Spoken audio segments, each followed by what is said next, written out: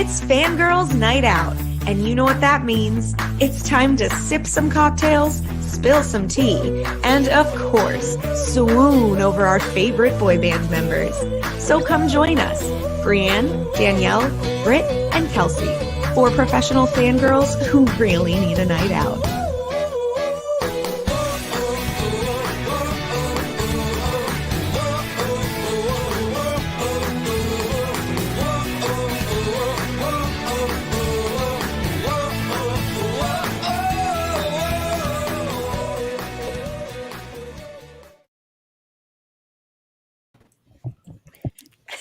Hey! We're back. Hello, fangirls.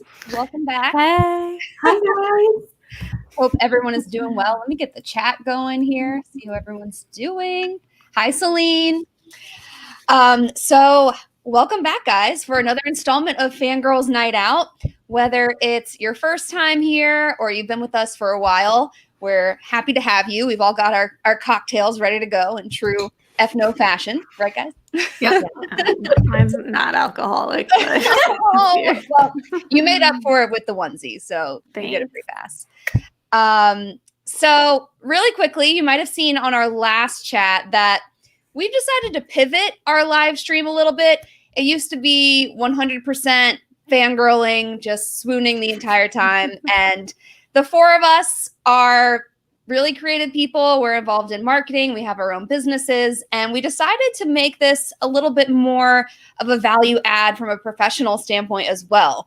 So sometimes it's a bit of a stretch, but we're going to try to find some takeaways from our favorite people, the Backstreet Boys, and some other artists that you can apply to your own careers and your own businesses. Because we love both things. We love boy bands, but we also love business. So looking forward to it. So thanks, guys. Yeah, all happy to be here. I saw a compliment about my onesie. Of course. I love it. Sorry, I didn't mean to interrupt you to tell you that, but no, all good. All good. I mean, let's do just quick intros in case we have some newbies with us tonight, but cheers, everyone. Cheers. Danielle, want to go first? Sure. So I'm Danielle. I have my BSB onesie on tonight. I will say it's very high quality in case anybody's considering it. I am so happy to be on this panel of amazing professional fangirls with my buds here. In the other parts of my life, I am the big cheese at the Merriweather Council, where we teach makers and artists how to market and sell their work online. So that's what I do on a day-to-day situation as my job, my professional outside of my fangirl life.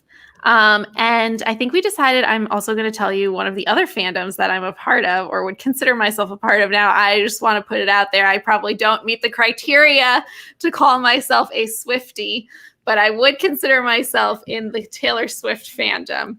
I know there's a lot going on there that I probably don't know about, but I love to follow along. I think Taylor Swift is brilliant, so talented, inspirational, all that stuff. So I would say that I am in the Taylor Swift fandom, but I don't know if I've earned the Swiftie title yet. Hopefully someday. I think you're a Swiftie. I think so too. You've got podcast episodes about it, so yes, that's true. Legit. I don't know who wants to go next. How about Britt? I will go next. I am Britt. I am one half of Launch Your Daydream with Kelsey. And Kelsey and I own a business called Launch Your Daydream. We do brand and website design for specifically for photographers. And if you go to our website, you can see the Backstreet Boys all over our website, just because we love bringing our fandom and professional fangirl life into our business, which is really, really exciting. Let's see. Yeah, other than like living and breathing websites all day long and website design, other fandoms that I'm in. So according to my Spotify Wrapped, which I know we're gonna talk about a little bit, but yeah, obviously Backstreet Boys. I would say O-Town. I'm a fan of O-Town. I would say One Direction and some of their solo careers too. I've been following more closely lately, but Yeah, I always feel like no matter like what I try, Backstreet Boys they always take the number one spot, no matter, not that I'm trying to make them go elsewhere, but that's just how it is. So They have that effect. right. So yeah, I would say from that perspective, couple different fandoms I would say sprinkle into my Spotify playlist all day, but yeah, that's what I would say. Kels, go ahead. All right. Hi, I'm Kelsey. I'm wearing my Nick shirt today because we're going to be talking about him a lot.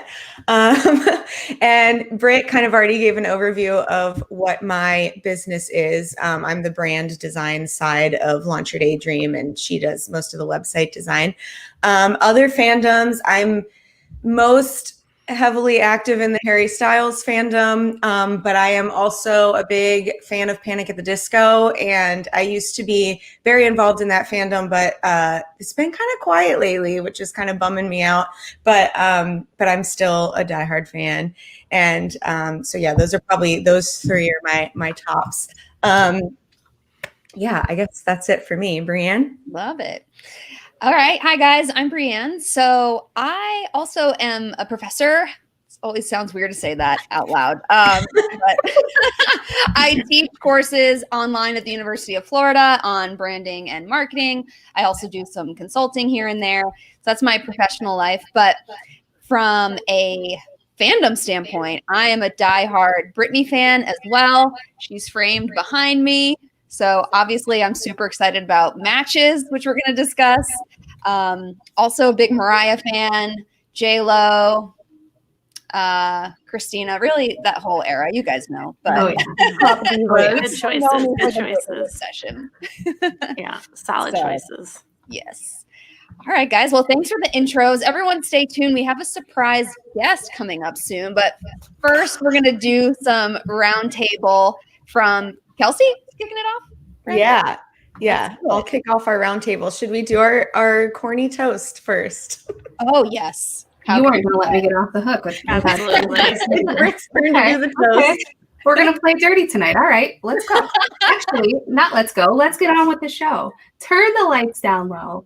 You were there from the start. We know who you are. And this one goes out to everybody who's watching Fangirls Night Out tonight on a replay, anything in between. You guys let us know who you are, where you're from, all the good stuff in the chat. We want to know who's tuning in tonight with us. We know, as per usual, the world is a little bit crazy. So we're excited for you guys to join us tonight. And yeah, let's get on with the show. Yes. Cheers to that. We hope that this can be your nice little escape from the world. Please, like Britt said, share where you're tuning in from. I'd also love to keep hearing what other fandoms you guys are in aside from Backstreet Boys. All right, so to kick off our roundtable recap since our last show, we've got to talk about Croc Watch, obviously. So there was a new episode on last night. I'm sure most of you are familiar with that. Some of us were discussing that this could have been Nick's best solo performance ever. It was so beautiful. It was so Show-stopping. good. So good. Like chilled, all of it. You know what I did actually? I'm sorry. Okay. I can't watch The Masked Singer. Like, yes, the Croc fandom. Cheers to that. I can't watch The Masked Singer. That show, I'm so sorry to anyone who loves it, but I can't stand it. I highly dislike it. And so I just watch the Nick clips. But I was like, this Croc suit is really screwing me up. So I just closed my eyes and listened to it. And it was so magical. And I highly recommend it. He hit every note that made me a little bit nervous. Yes. Yeah. Anytime somebody covers that song, there's always one note that they hit that is like, ooh, like you didn't do it necessarily justice. Every single one that he hit, every single one, I was like, I just like constantly felt like somebody was like, just like slapping the air out of my chest. Yeah. So for anyone, in case we have any viewers who didn't watch it or aren't familiar, he performed, and we're like, this is all speculation, but all of us are so confident that it's definitely Nick Carter. Like you're ridiculous if you don't think it's him. But he sang Aerosmith's "Don't Want to Miss a Thing" last night, and it was amazing. So that's why we were saying that it was one of those songs that's really hard to cover. And there were a lot of times where I was like bracing myself, like, is he going to hit the note? And he exceeded my expectations. And I think everyone can agree. Yeah. So Croc Watch 2020 is still going. He's made it to the finals. He posted a lovely shady kind of Instagram post with his horse tattoo. Lovely. Love some subtle shade on Instagram involving your baby. Like, great way to do it subtly. Really proud of him. Talk about how cute that baby is. Oh my God. Yes. He's been highlighting Saoirse a lot lately on his Instagram lives and photos, and we are so here for it. She said hi the other day, and it was so cute. Well, you know, she's the love of his life, right? As he always says. Yes. So cute. We love it. Oh, so sweet. Yeah, it was such a good performance. Yes. So that was amazing. We're still on high alert for Croc Watch 2020. We love to hear all of your thoughts on it as well. But let's move on to the next thing in our roundtable. We saw something on Twitter that just got us so excited. I don't know if any of you guys still watch The Price is Right. We love that show. And we saw this girl, Karen, who is like doing the name Karen some great justice right now.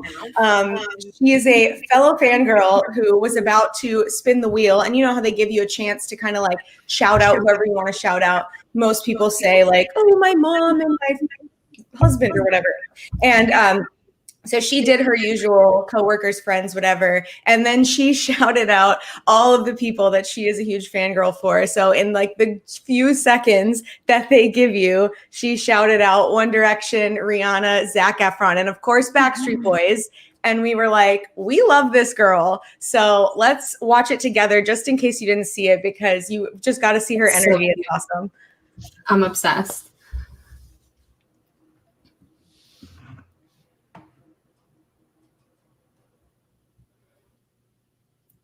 I can't hear it. Can you?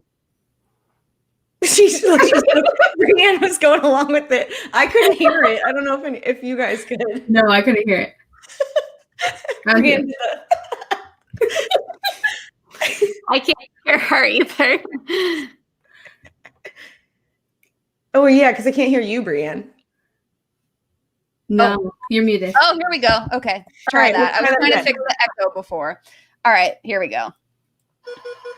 Want to say hi to somebody? Hi to my family, my friends, my coworkers, Zac Efron, One Direction, Rihanna, and the Backstreet Boys. I love you all so much. Oh my god. Oh my god, I love her.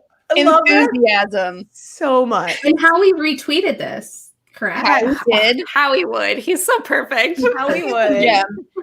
And she really did save the best for last. But that brings us to our special guest tonight, Karen, who's joining us.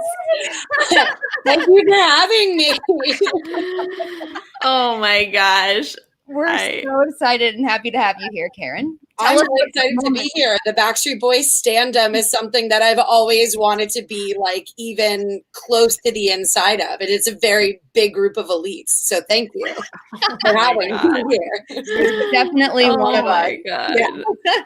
I want to know, like, how did you practice that a bunch? So that's a great question. I had a lot of, never in my life did I think, one, that I would even be called down, two, that I would even get one number right to make it to the wheel. So, but I kept on asking myself, like, what would I say? And I always knew that I was going to do that if I got there. So I was practicing. There was a couple names that like I still had in my head that like dropped off somehow. I feel like I just blacked out. And I was going to say hi to like Lizzo also, and I didn't get that chance. Oh, love Lizzo. I was even going to separate out names. I was going to say like Liam Payne specifically. I was going to say Bieber. Like I was like, but in the moment, those are the names that came to mind. So it was perfect. It was oh my God. Yeah. You did a great job. Yeah. So awesome. And then they highlighted you as a clip. I know. So and I good. never expected that, like for the promo too. And I one of my best friends, he goes, "Did you see this?" And he sends me Howie B retweeting it. And when I tell you, I let out a blood curdling scream. Like it was Oh my God. blood curdling. I was screaming so loud, like I was shaking holding the phone, and I'm like texting my brother, and I'm like, Backstreet. I was black. Even like this sentence. If you had said to me the sentence anytime in my life, one day a Backstreet Boy will retweet a video of you on The Price is Right. Yeah, that's a mind-blowing sentence. I like that sentence to me. I'm like, you're crying, and so am I. That's so 2020 though. Like, who knows what can happen? Right. You earned it. We have to ask, who's your favorite? Sorry, I had to. She was just walking by. That's Katniss. Oh, of course. Of course. It's amazing. Well, everyone has the same question. I was wondering, who is your favorite Backstreet Boy? It's a great question. The answer is Nick Carter. But now Howie D. He's Oh my God. Yeah, no, I'm obsessed with Nick Carter ever since I was a kid. Like I would panic thinking about him. Oh my God. A lot has changed as I've gotten older, though. I feel like when I was a kid, like I've been a Backstreet Boys fan my entire life. So as we all have, and I still, obviously I see them at concert, I see them in Vegas, like whenever they're, and I want to go on like the cruise, and throughout my life that's evolved. So it's Nick because it's always been Nick. And as I got a little bit older, I had incredible appreciation for the leadership of Brian. My best friend has been in love with Kevin my entire life, and I feel like that rubbed off on me, but I always felt like he was too mature for me. He was too dark for me, but now I'm like, Kevin is a king. Like Kevin is like a woke king.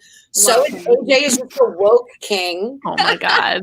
And Howie is a good man. I love that you were all like, Howie would retweet. Like Howie would.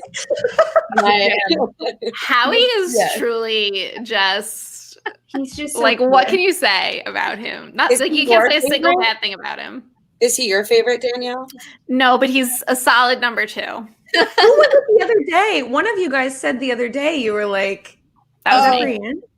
Well, when they did the black and blue like tribute That's video, right. and he got on camera and he was wearing black and blue, I was like, Howie. Yes. He feels like one of those people that, like, if anybody ever said anything bad about him, you wouldn't believe it. Right. Right. You can't. No, it's not true. It's Right. not. What a harmless man. Yes, absolutely. Right. Unproblematic king. Yeah, Howie Oh is. my God.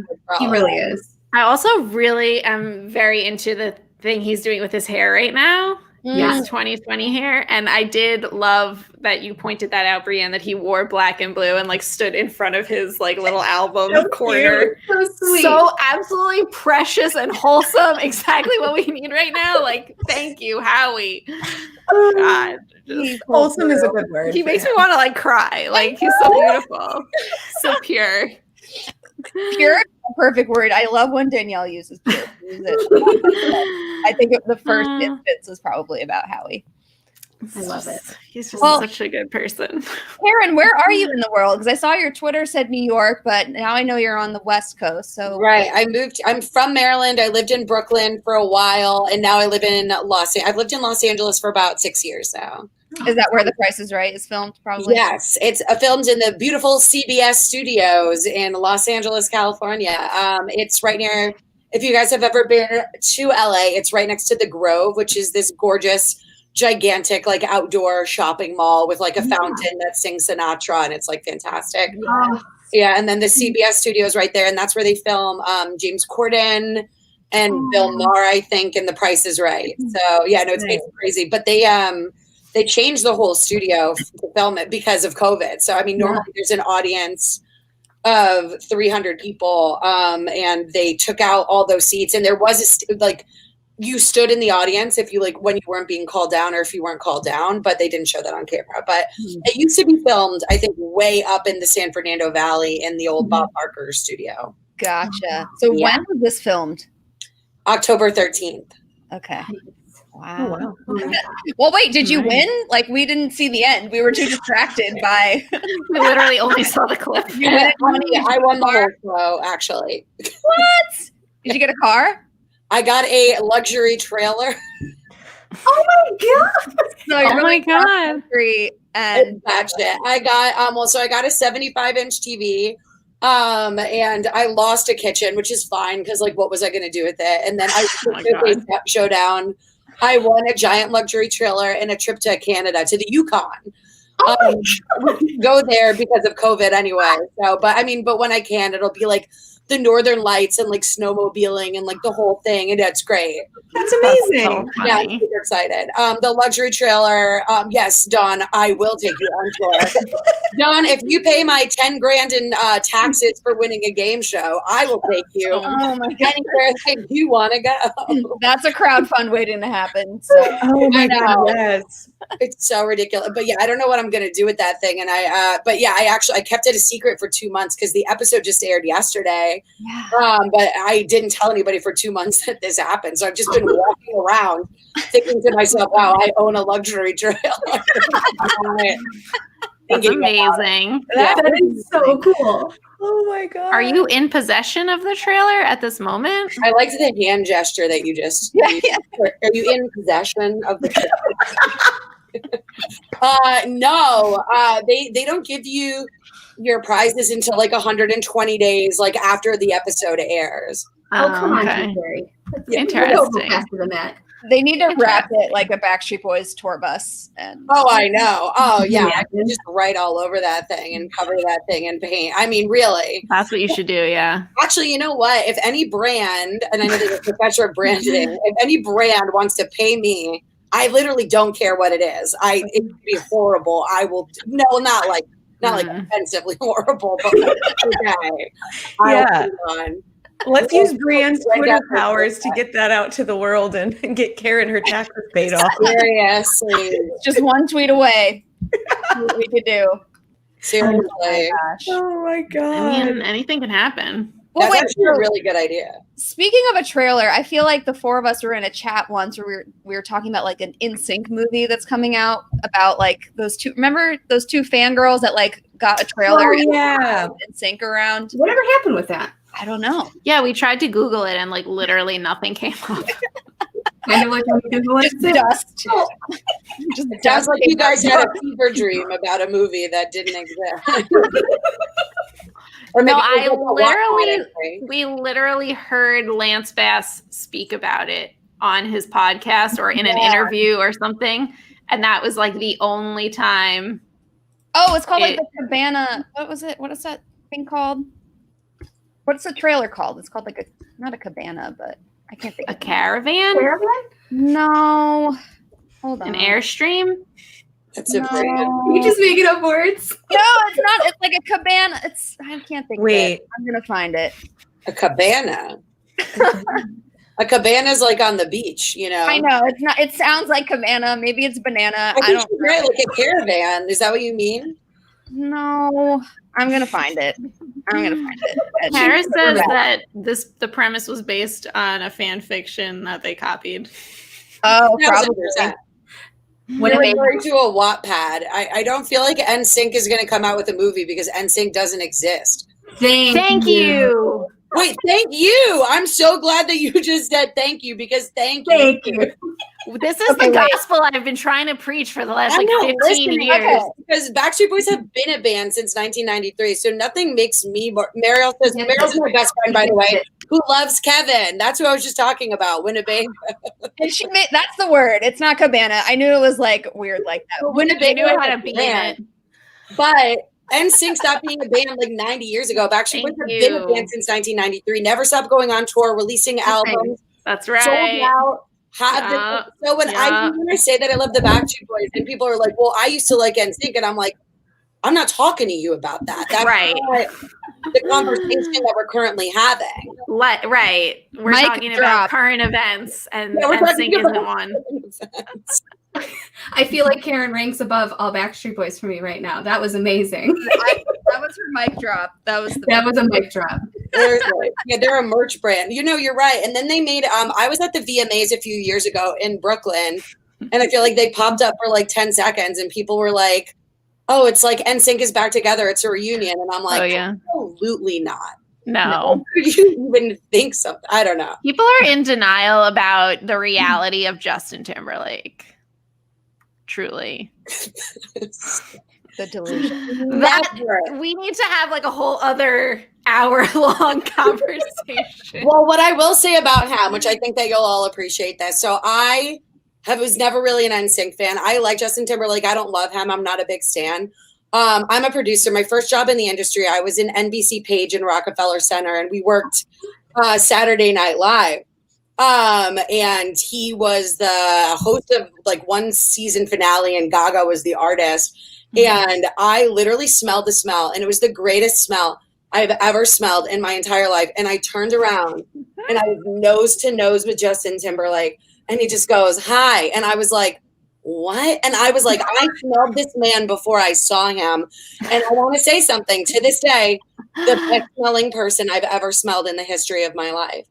But that's the only thing I have to say about him. But I also touched his whole back on the way to the bathroom. So he was like in between this one door, and he was talking to Emma Stone, and they were blocking the whole door. And I touched his whole back to move to the bathroom. And that's all I have to say about NSYNC or Justin Timberlake. I'm fangirling over Karen. I feel like that really matches sort of what I expect about him. And it's He funny. smelled like a Grecian god. It's like Karen knows that we fantasize what boy band members smell like. We literally talk about it daily. All the time. Well, We literally are. We're like coming up with a campaign to like raise money to put a thing on Nick's Twitch to like do the voice. What cologne do you wear? What do you Tell smell us. like? What cologne do you wear? That's fantastic. Literally fantasize about being trapped in an elevator with a Backstreet Boy just so the smell cannot escape. Right. Imagine? I don't care what it is. I just want to know. Yeah. I feel like they also, rich people smell different. They all smell better than us. And like when you're famous, they like give you like a signature scent too. But if they're like performing, they might have like an odor. I don't know. They like move because they never stop moving. You know what I mean? So Right. that's their prescription deodorant.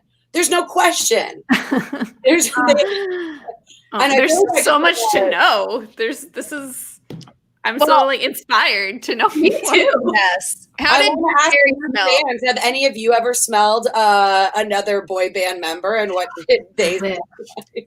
I think when we met them. Oh wait, Kelsey, we can't hear you. Right? Is that just me? Oh, There you are. I accidentally pressed my mute button. Oh, there you go. The thing is that like we've all done meet and greets, but we don't think to actually like inhale in that Don't moment. breathe. Right. We lost all our senses. Breathing is the last thing on our minds, and so we've all like gone through hugging them and then are like, what did they smell like? And we've talked about this so often and we never have an answer, so this is like really satisfying right now. Even though it's not a Backstreet Boy, it's really satisfying to like have a little bit of an idea that Justin Timberlake smells really good. Yeah. It's important to us. And he's never had a cologne, has he? Like his own cologne. I don't think so. I don't know. I think so. I don't think so either. If he did, Long time ago. Do you have the One Direction perfume?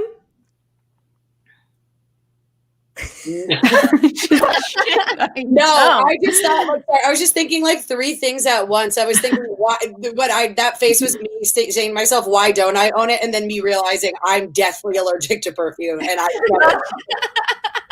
right, well, that would do it. I can't be around perfume. There's only two perfumes I'm not allergic to, and I don't think that that's one of them. But I don't know if you can see behind me. Well, it's way far away. I have a One Direction poster, and I have my little One Direction figurines. We had a Harry fan. There's my. Oh my god, cute. Oh my god. I got them Love all. it. I love. I feel upset about even having Zayn here because I feel like he's a traitorous person. But Yeah. Agreed. We can see that. totally. Wait, Wow. ups on those, please. I bet Kevin smells like Kevin. Mariel, I bet that's true. How can you not? I feel like he's like perfect in so many other ways. Oh my god, yes. I feel like Kevin probably smells like a pine tree. Yes. Everybody does smell like Like Kevin smells like the first few minutes after you bring your Christmas tree inside. Oh. Wait, should this be we need to have an episode where we just dive into like hardcore details about what each Backstreet Boy probably smells like. Yes. No, we should create like custom cologne yes. for them. And then Britt can do the mock-ups of Yes. each person's bottle of cologne. We're on it. Okay. And then we'll go on Calendars tour. for some unknown dates. Stay tuned. Honestly, if you were to like bottle that and like sell it, you would make a lot of money. And then I could pay the taxes for my And then we could all go to Canada. Full circle. No, but I mean, that's true. Like I have like one of those it reminds me of those homesick candles. My friend got me one a few years ago, like Maryland. And it's like whatever stuff. But if you literally were like, oh, this is like you know, you have like where they're from or like the types of foods that they like, and you make it into like a candle or a cologne or a scent. I feel like the Backstreet Boys community would all buy that immediately. Oh my God, Absolutely. $1 billion We did idea. talk All right. about Nobody candles. who's heard the idea here today is Sorry, This is now trademark. And safe space. dude, I forget. There's some woman right now who's like a genius in Peoria who's like watching this and is now just like going on Shark Tank. Bye. I mean, yeah. Oh, There is she's in her remember we saw the genius. candles that like they're whatever the scent is, but they're like, shut up, I'm listening to Harry Styles or whatever. Yes. Yeah. And those like sold Really like cute. hotcakes. Yeah. Oh, absolutely. But I get it. Yes, that. oh my gosh, I Oh believe my it. God. Yeah. Oh no. Oh. Wait, that was my friend Young Lauren. There was the candle smelled like Harry Styles on purpose or by accident? Probably Oh, someone yeah, just 'cause was I saw like the one that was musing. called. There was one that was called "This Smells Like Harry Styles" or whatever. But I'm curious to know if it's one that was just like a normal candle that someone was like, "I've smelled him Probably. before, and this is what he smells like." Probably. And then everyone bought it. That And it does went not viral. smell. Yeah. I love Yes. that. I love that a lot. Because how are you going to prove it otherwise? Right. Yeah. Right. And even if you do, candles still Oh yeah, the still tobacco cold. vanilla. Well, that's because of that. There's a cologne that he wears that is like tobacco vanilla or whatever. So that makes sense. Yeah. All right. We're gonna have a meeting after this. Yes. Hope nobody was planning on sleeping tonight because we have some work to do. First order of business. Yes, that's what it is. Tom Ford. All right. So funny. I love Well, it. Karen, we can't thank you enough for joining us. You're an overnight sensation. You are welcome Amazing. anytime. Anytime. Thank you. Thank you Anytime. for having me. I really appreciate. Honestly, this is the thrill of this. This is my press junket. I'm thrilled. This is the best. Oh my I'm God. glad that I tweeted back at you. I forget what you tweeted, and I was like, "Hello, this is me." We saw the tweet. Brienne sent it over to us. We're like, oh my God, it's Karen. Fantastic. You're the Thank best. you. Well, thank you guys Yeah. for having me. I really Of appreciate course. it. Have Thank a fun night Thanks, Karen. and join us next time. Thank And you. See you, Karen. Bye. Oh my God. Wow. I love her. I love her. I want Karen to like host my birthday party. Like she's gonna bring the energy. She's gonna make it exactly right. Yeah. Karen is meeting us in dope. Vegas when we And all Karen's friends, thanks for joining us. I mean, we've got a lot more to cover, Karen's friends, if you guys Yeah, and Karen, if you want to stick around. hang out. We haven't even gotten to the zone of genius that is Nick Carter that Danielle is going to delve into shortly. Oh my Yeah. God. All right. I'll try to like snap through the rest of our roundtable real quick because it's already been a half hour and we haven't even gotten to our main topic per usual, right? That's Yeah. fine. It's fine. I'm going to need more wine. Karen was the highlight. So Oh my cheers God. to Karen, everyone. Cheers to Karen. That was amazing. I feel like she just vibes with us really well. I like That's it. The minute that she said that NSYNC is not a band today, I'm like, Oh my God. She could be like my understudy, like if I'm ever sick. yeah. You're like, Bring her you back. tell them. Right. Oh my my God. I feel like she represents my interests. So I trust her to like, I adore her. yeah, stand in for Yes. me if needed. I agree. Okay. Okay. So next on the list of our roundtable is the launch of Ava Dean nail polish by AJ McLean. So most of our BSB fans in the chat know this, but for anyone who doesn't, AJ finally launched his nail polish line. We're so excited. I was really close to like spending a lot of money to buy the whole set, but I just picked one color. But I, if you haven't seen it yet, go check it out and consider supporting him. I think it's such an amazing thing that he's doing because it's something that just really makes him so happy. He talks about, how having like nail painting parties with his daughters has been a really great way for them to bond over the years, especially with him touring and being gone a lot. And so like those moments are really special to him. And this is his way of trying to pass it on to other parents and things like that. So, yeah, love it. Love him. We're so proud of him. And that's all I'm going to say about that because we're trying to move quickly. But wait, what color did you get? What color? Which one? I think it was the one named after Lyric. That's what I got too. It's like lavender, right? Right. Yeah. And Ava's is like more blue. Yes. Well, and I love that bluish color is like one of my favorite nail polish colors. I literally already have 2 bottles that look like that. So that's why I picked the other one. I was tempted to get black, but I was like, let's get something a little more creative. So yeah the Lyric one is. So all 3 of us got that? Yep. Yeah. Nice. All right, cool. Wow. I don't do my own nails. Otherwise, I would have bought one. I'm not coordinated enough. Carry on. All right. Next big item on the round table is Britney and Backstreet Boys. Again, I think most of you already know this, but there is a song called Matches on Britney's new re-release of Glory. And we got to hear it. I don't know if that was like I don't know. Oh yeah, it's on. No, what did we listen to? Vimeo. Kara pulled. It was on Vimeo. Yeah. Kara sent us a video of someone playing it on a record player. But yes, love it. I'm interested to hear what everyone's thinking of it. We were really nervous. Like, are we gonna like it? What's going on? But so exciting. Like, if you could have. I mean, this is everyone's dream. Like, how many years has it been? Like, what a collab. All of them since they've been, in our hearts, and we've always hoped for this. Like, oh my God. I remember Britney Spears was actually my first concert ever. And I remember like talking about like, I wish that like she would go on tour with the Backstreet Boys because there was like some weird like random boy band that opened for her that like wasn't really a thing. They were just like, I don't even know who they were. But I remember thinking like, why isn't this Backstreet Boys?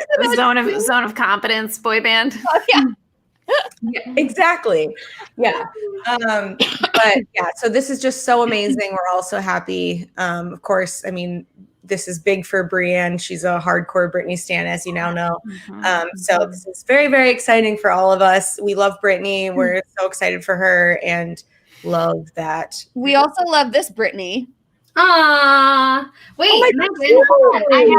I have a sign for Megan's daughter, Emily. Oh, She said Emily said hi, and we were in the midst of talking, and I was like, oh my God, I have to say hi to her daughter, Emily. So that's hi, Emily. Cute. Hi, Emily. Britt has her own fangirl in the audience. That's so sweet. I adore her. love it. So cute. Yes, and let's another thing in our roundtable is Britt paying off her student loans. Cheers. Finally. That's a big deal. It's huge. Feels like 3 years in the making. Yes. Here we are. She has worked extremely, extremely hard. Trust me, I've seen it. Oh, So, yeah. I'm tired. I'm very tired. Go, girl. thanks for bringing that up, Megan. Thank you. How could Yes. you forget? She's a better friend than us. We've got, there's also finally a new episode of All I Have to Give Radio with Brian. Oh, nice. Whoa, that was weird. Like, I didn't even see that. And it was just like the perfect little segue. Fangirl ESP. Okay, if I'm being honest, I did not listen to his episode yet, so I can't answer this question. Can any of you answer this question? I listened to it 2 times. Did he talk about matches? What was he No. referring to? No. I think this question is referring to that other thing that Brian was on where he said he was in the studio working on something. Oh, yeah. That would be a very quick turnaround. No? I literally. I think I got the impression from that interview that it was something else, not matches. Yeah. But did someone mention Brian McKnight? Because I feel like I saw that somewhere. Did that come up or I made it up? Well, we were talking about how he mentioned one of his songs on the episode was Back at One. Yep. And we were like, oh, this is a great connect to us because that was Was that your number one, Britt? It was my number one song on Spotify. Your number Wrapped. one song on Spotify Wrapped. Now let me say too. I like when I work during the day on like Launch Your Daydream stuff, and I'm designing websites.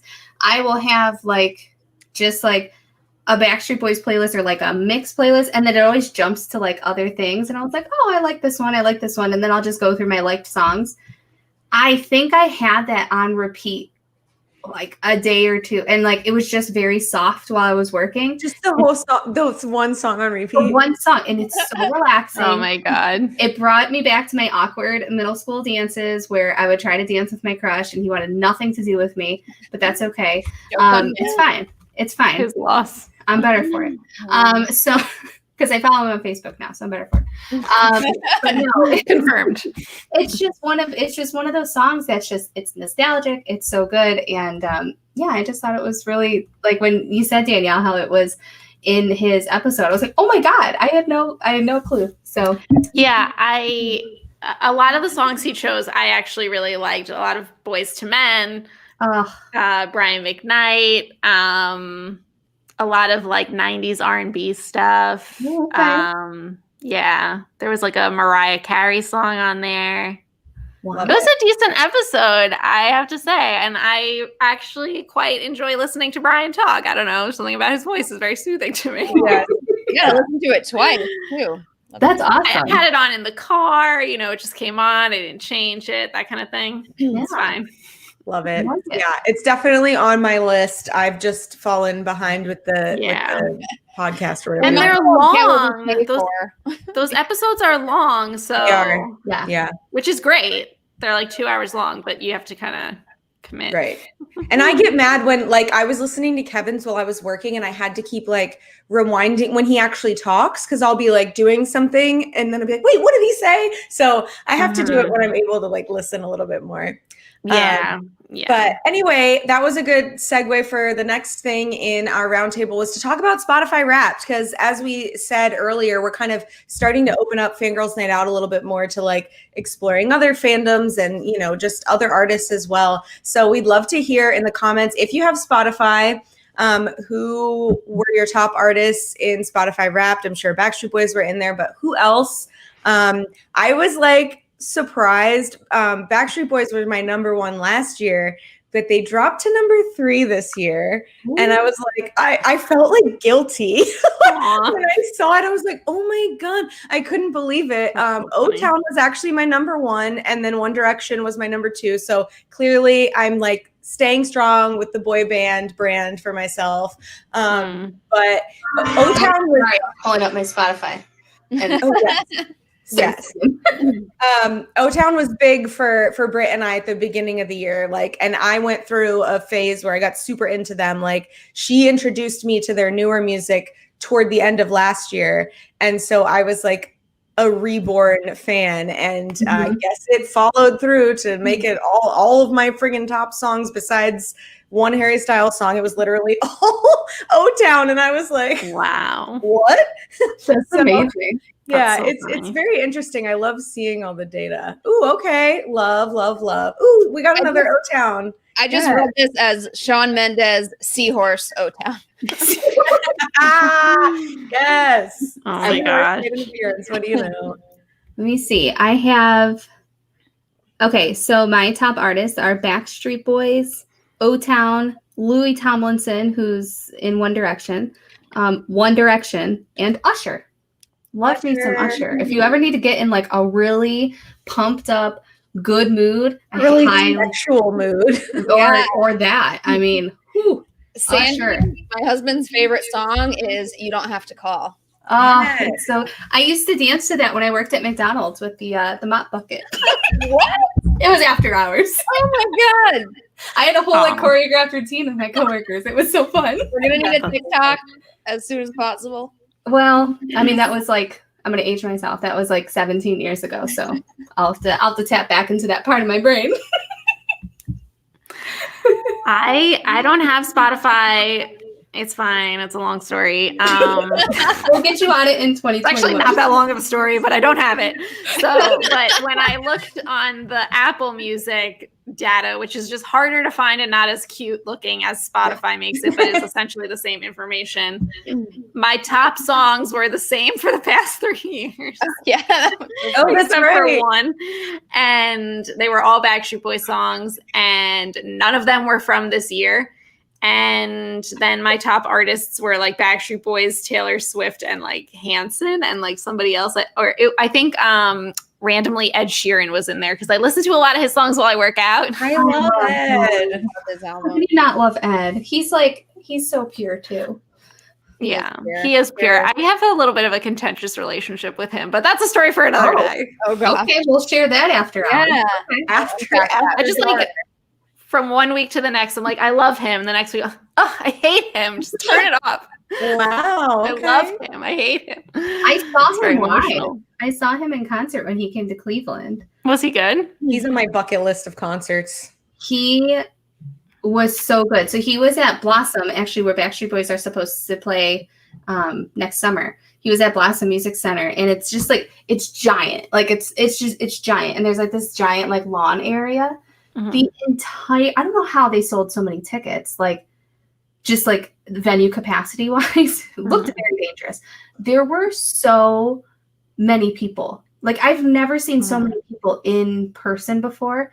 And he's up there on stage, literally playing everything like a one-man band. And like, Oh my Yeah. gosh. my That's husband talent. like usually has like zero emotion about anything music that I like, other than making fun of it.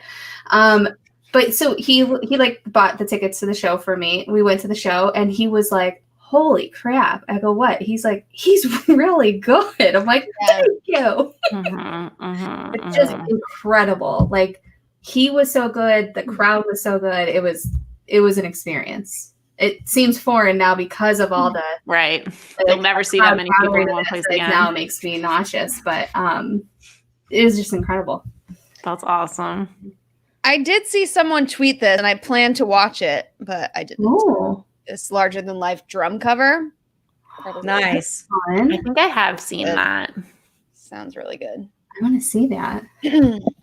My Spotify Wrapped. This was the year of folklore for me. So Taylor was number one. Then Backstreet, then Britney, then Mariah, and then this. I think it's like several people called Griffin. It's like kind of like techno pop stuff. So That's so no fun. surprises there. That's all good stuff. Love it. I just got to give a shout out to The Weeknd because he was my number 5, and I didn't mention him because I just mentioned my boy bands. It was the boy bands, then Harry, and then The Weeknd, and I love. Gonna do the Super Bowl. And he didn't get nominated for any Grammys, and that's bullshit. Yes, That's another thing I thought. I mean, we don't have time now, but there were so many snuffs this There was year. a at the lot of Grammys. there's been a lot of like talk about how the Grammys are corrupt and things like that. I And believe it. yeah, I mean, As we all know. it's one of those I things. Like I truly think like the fan voted stuff makes more sense to me because I agree. like that's who's buying the music. So Yeah. And it also but doesn't add up like from one year to the next, like, or in years that are relevant. Like Taylor Swift will get nominated like 8 times, and then other times she doesn't get nominated at all. It's like, what is your criteria? Because she hits everything all the right. time. Yeah, I don't get it, Yeah, but I don't get it either. It's fine. anyway. All right. We'll hear about it forever. Brienne, do you want to wrap up our roundtable with your Lady Gaga. Oh, yeah. So just shifting gears, as you guys know, we're trying to talk more like marketing related stuff occasionally on here. And I don't know if you guys saw, but Lady Gaga announced a collaboration with Oreo for a special Chromatica themed Oreo cookie. The Oreos are actually going to be pink with a green filling. Oh, Yeah. They So, looked cute. They're What I are didn't see them yet. What? oh, the packaging looks really cute. Stop it. Let me see. Yeah. I always browse the Oreos at the store. I always do because they have latte ones and they're delicious, but they almost never have them in stock. I don't even know if they make them anymore, but they're delicious. And I check every time I see an Oreo display of any kind. So I'm going to find those Gaga Oreos and I'm going to buy them. So, speaking of that, to help you, there is like a special email list that you can sign up for alerts. that I signed up for. I will keep you guys informed if you don't sign up for it. But wow. Yeah. The So Oreos themselves. I didn't realize it was going to be like that intense, but yeah, that's fine. I think Croc should get his own Oreos. Because I agree with that. Oh my God, creamy on the inside. Sign me up. How about like a pancake cream? Creamy on the inside. Banana cream on the inside. Yes. Some maple syrup flavor in there.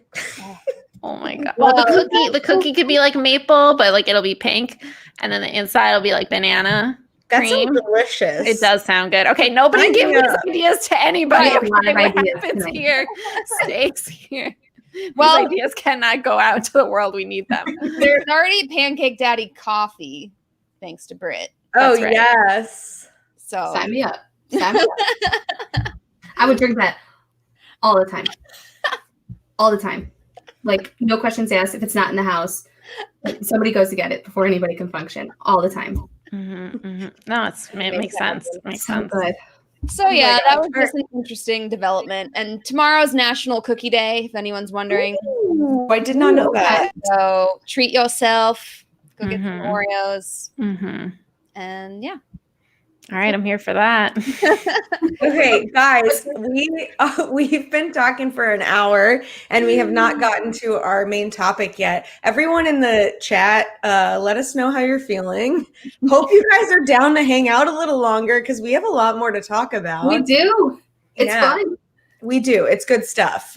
So just a little check-in. Let us know how you're feeling because we are. Hopefully you're not feeling like this. Oh my God. Oh no. I'm gonna be. Coffee or tea, sorry. Oh no. Sweet Oh, Sunny. Oh my gosh. So beautiful.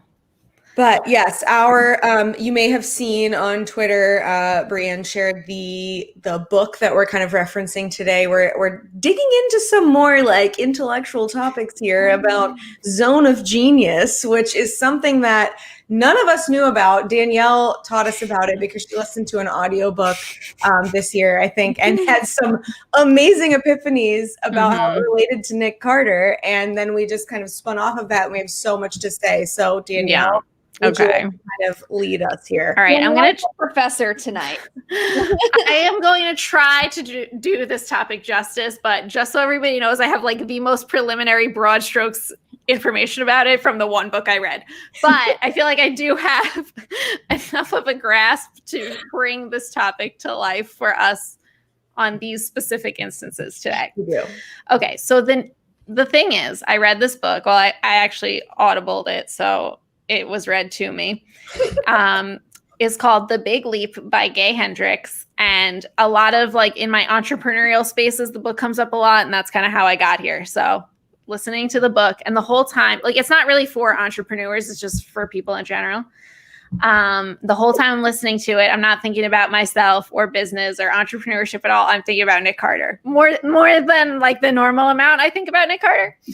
So I'm like, this is amazing. I need to talk about this. So I came and I told you guys about like Nick Carter is completely living in his zone of genius. Nick Carter has overcome his upper limit problem and is fully in his zone of genius right now. And they were like, what are you talking about? So, okay, they're in the book. Primarily, they only talk about these two zones, the zone of excellence and the zone of genius, but there are actually 4 of them. So I'll tell you all of them, just so you have this frame of reference. There's the zone of incompetence, the zone of competence, the zone of excellence, and the zone of genius. And in order to get to your zone of genius, you usually have to overcome some sort of an upper limit problem. And basically the theory, the concept, whatever you want to call it, is that humans tend to self-sabotage or limit their happiness for any number of reasons. They actually specifically have 4 main reasons that people limit their happiness or create upper limit problems for themselves that keep them from working within their zone of genius.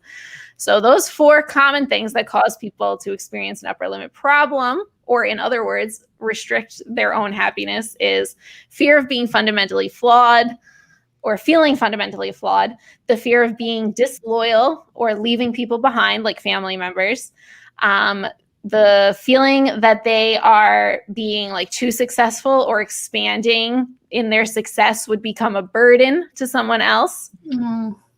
Or the fear of outshining other people, specifically a sibling usually, or like just fear of being like the smartest one and like your sibling gets no attention or whatever kind of thing, however that might manifest. So they tamper down their own brilliance so that this other person won't feel outshined or whatever. So as I'm saying those, I'm sure you can see how some of these very specifically do ring a bell about the Carter. So those of you from the Carter contingency, I know, understand this. So in the book, we were talking about like most people are, most successful people are living and working within their zone of excellence. They're doing something that they've learned how to do really well, and they're good at it. Like most people, they go to their job, they perform their job, they're good at it. They maybe even like it a lot, whatever. It's good. They know exactly what they're doing. They show up and they do it really well. But the zone of genius is where you're in your, like, they call it like a flow state. And it says, in this zone, you capitalize on your natural abilities, which are innate rather than learned. This is the state in which you get into a flow. You find ceaseless inspiration and seem to not only come up with the work that is distinguished and unique, but also do so in a way that excels far beyond what anyone else is doing, which brings me to my ultimate thesis statement here, which is that Nick Carter has overcome his upper limit problem and is now fully living in his zone of genius. And I think many of you who probably like follow along like can sort of see where this is going. But if you guys don't mind, I'll just run through how Nick got to where he is really quickly. Please do. Okay. Yes, so I theorized that since January 2019, Nick has been on an upward trajectory to his zone of genius, because in January of 2019 is when DNA came out. I am supposing that Lauren got pregnant aroundish that time. Mm-hmm. I don't have the exact conception date. But so it was DNA. Sorry, I'm bringing up my notes here. The Grammys.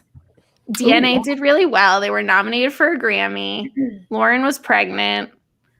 The tour went really well, obviously. The album did really well. The baby came. The baby's really great. All these things, right? But I think in order for him to get to that point in 2019, he had to experience overcoming his upper limit problem.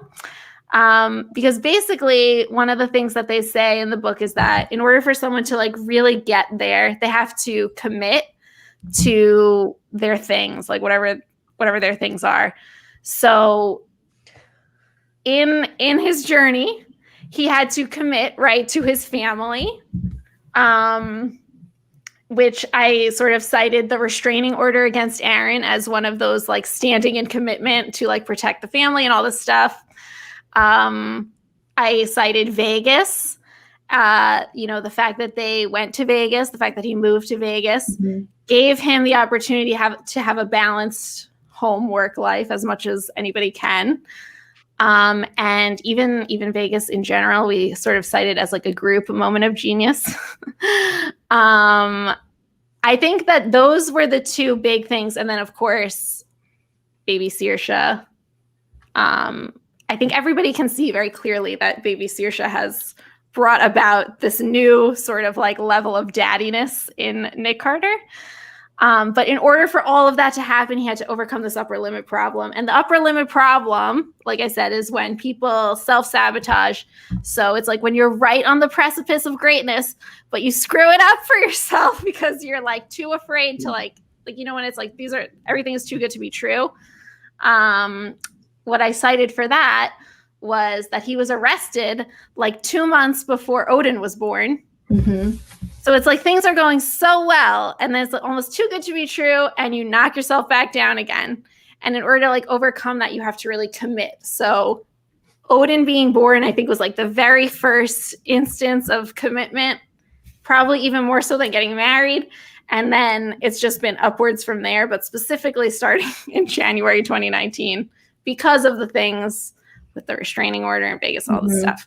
So now 2020 Nick Carter is living in his zone of genius, which does not necessarily mean like all, you know, what we know Nick Carter can do so well, which all the Backstreet Boys can do so well, which is show up and dance and sing, and obviously so many iconic things that they do so well.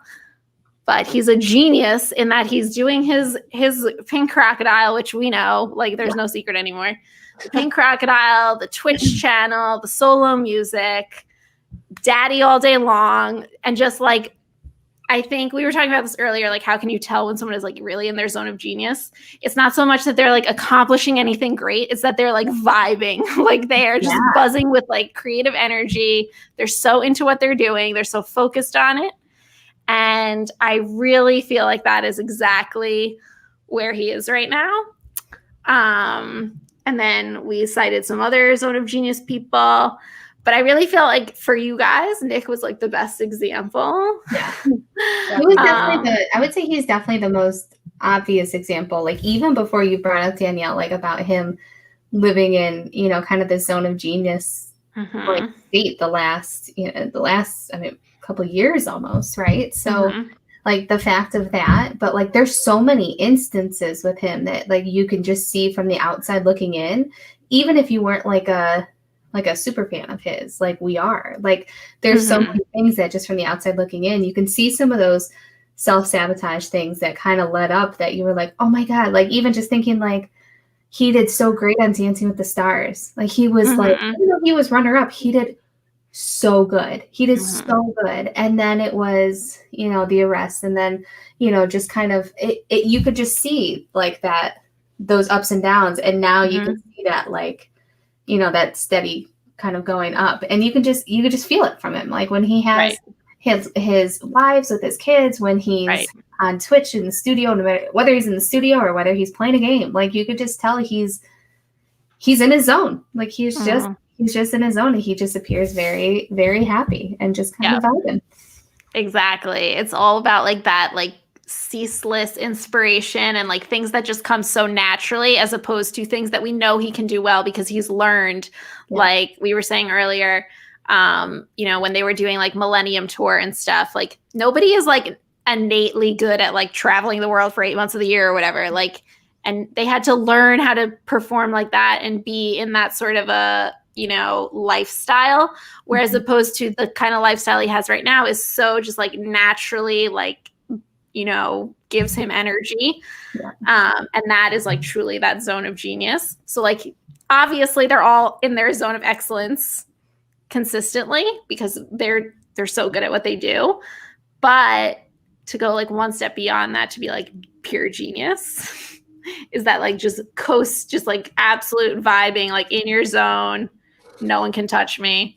And absolutely yes to this. We spoke about this too. Yep. I think AJ is probably an even better example of someone who is like right there and then knocks himself back down. Dawn, you get an A for retention and listening. And sharing examples like a great student. Yes. Yes. Participation absolutely. points. Yeah. You get all the participation points for today's class. Yes. Yeah. And I will say that like, I think something that I think is important that Danielle brought to our attention when we were just discussing it was that we can't truly know any of this for anyone. Like only you as a person know whether or not you're in your own zone of genius, because you know whether or not you're experiencing that flow. Like Nick could just be really good at, you know, acting like he's in his flow, but it's obviously there are some tells, and I think a lot of us can agree that seems like he is the happiest he's ever been. He seems to be like genuinely enjoying what he's doing and just doing what he loves and happens to be successful doing it. So all of the other people that we're going to talk about tonight too are just speculations and us like trying to guess, because we thought like this was just so intriguing to us, and to think about like, ooh, let's try to figure out where other people who we're fans of, like where do they lay in this, like in these 4 stages. So I just want to kind of like preface this with that fact that like we can't ever truly know, because we are not that person living in whatever zone that person is in. Right. It's interesting, like for you guys who are watching, just to think for yourselves too, like in your own passions and careers and life and whatever, like your zone of genius might not be the thing you get paid to do. It might just be the thing that lights you up the most. Yes. Oh my God. I was like having a life crisis when we were talking about, I was like, wait, am I in the flow and I'm working, or am I just doing what I've learned? Like, oh my God. Yeah. And I was like, I said earlier, we were just like chatting before we went live, and I was like, I think we're all in our zone of genius right now. Like, we're all having so much fun. Exactly. And what comes naturally to us. But like, yeah, it's making me like want to dig deeper into everything that I do on a daily basis. Like, not just my full-time business, but any side projects I'm doing. I'm like wanting to kind of analyze it a little bit more and pay attention to how I'm feeling and what my mind is doing when I'm in those things. Like, am I thinking about it, or am I just kind of in this flow? It's very interesting to think about. I think it's funny too. Like when I was at my last corporate 9-to-5 job, I used to have to go on sales calls, and I would basically, like, as a project manager, I would always just like do the selling for the salesperson, and of course they all got the commission. But I was there for a couple years, so I had my flow. I'd be on the call and I'm like, hey, how you doing? Blah, blah, blah. Like, just like, I would just go with it and roll with it. And I was very comfortable doing it because I had done it for so long and I was practiced with it. I could do it in my sleep. And I would get off those calls and our sales team would be like, oh my God, like you are like, you're so good at that. You just seem like, it just seems like so easy for you. Like the ways they described it were like zone of genius kind of stuff. Meanwhile, I hated it. I hated every single part of it. So while I would put on a good show, like in front of people, because I wanted, at the end of the day, I wanted to do my job. I wanted to do it well, and I wanted them to get the sale. I was miserable. So while other people thought I was maybe, zone of excellence or zone of genius, I hated it. I didn't feel like I was anywhere near there because I didn't like it. It didn't bring any sort of happiness other than hanging up the phone and being done with it. Right, which is so interesting to think of, like, all these people who, like, we're going to talk about, like, we'll never know, like you said, but, like, people present in their zone of excellence pretty consistently, but we have no idea. Like, maybe you could be really good at something and absolutely hate it, like you said. I don't think that that's the case necessarily for somebody like AJ, but I think that it's probably at times was not at all the kind of performing he wanted to do, or in the, capacity and all that stuff. Oh, I forgot to like reveal my. Oh yeah, the zone of genius. But yeah, you can see how like stuff like that is, would people can get very used to, and like in a lifestyle where they're absolutely in their zone of excellence, but they almost never get the opportunity, right, to like do the things that actually like really like vibe them up or whatever, buzz them up, whatever you want to call it. I'm just gonna leave some comments over here so people can sort of follow along with this stuff that I probably didn't say so well. Yeah, and on that note, I can share my screen now with some of we're going to talk about each of those zones, and we tried to find at least someone for each zone. And so in this, we have a recap of what each one means. So let me share my screen with you guys. I think it's really fun to just think about like for yourself too. Like, when am I like vibing? Yeah. Or whatever you want to call it, like in my zone. Yeah. So starting from the beginning, zone of incompetence. In this zone, you're engaging in something you inherently do not understand or are not skilled at. Now, before we go on, I just want to say we're talking about in this, when we're looking at other artists and where we think they land, we're looking at currently only. So like what they're doing now and not what they've done in the past or anything like that. So engaging in something that you inherently do not understand or are not skilled at. There is no shade here, no shade. But we think that maybe our dear Fridge Lachey, that's a throwback to a previous episode, our dear Fridge or Nick Lachey is maybe currently in his incompetence zone because he's not focusing on what he does best and what it seems like he truly loves. Like it seems like he's trying all of these other things that what was it? I need to reference I wouldn't say he doesn't understand it, but he's not maybe skilled at it. You know, like we love Nick Lachey as a performer and singer. Like he's so good at that. But we have not seen that from him lately. Right. We've seen Welch's awkward reality show and awkward reality dating show host, and it just feels uncomfortable, and it feels like he could be doing so much more. Yes.